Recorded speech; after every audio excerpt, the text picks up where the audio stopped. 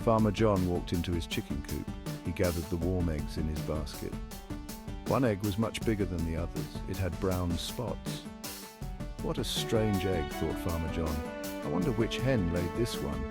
He put all the eggs in the basket. He didn't think much more about the big egg.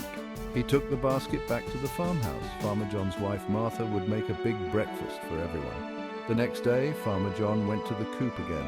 He heard a strange chirping sound. It wasn't like the other chicks. He looked in the nesting box.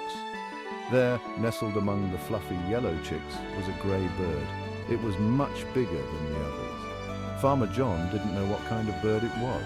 He had never seen one like it before, but it had hatched in his chicken coop. So he decided to raise it with the other chickens. The little bird grew quickly. He was much larger than the other chicks. He had sharp talons and a strong, hooked beak. The other chicks had small beaks and tiny claws.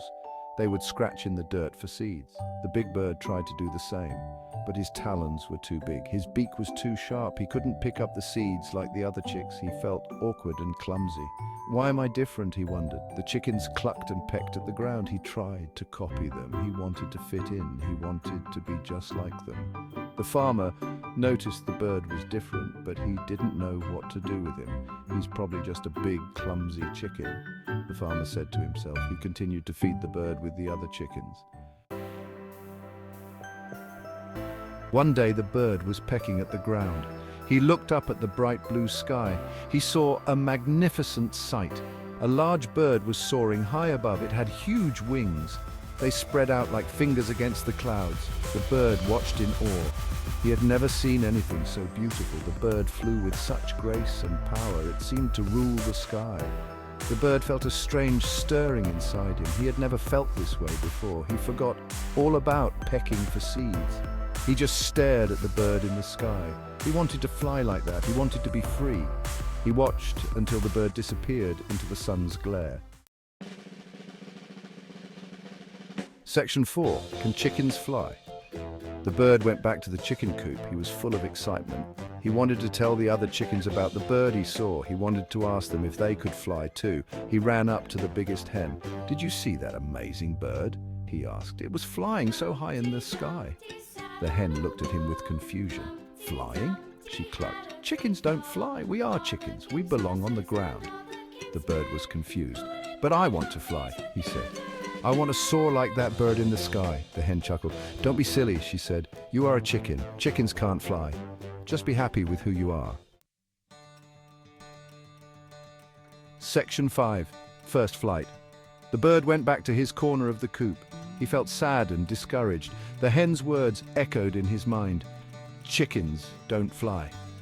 But he couldn't forget the bird he saw in the sky. He couldn't shake the feeling that he was meant for something more.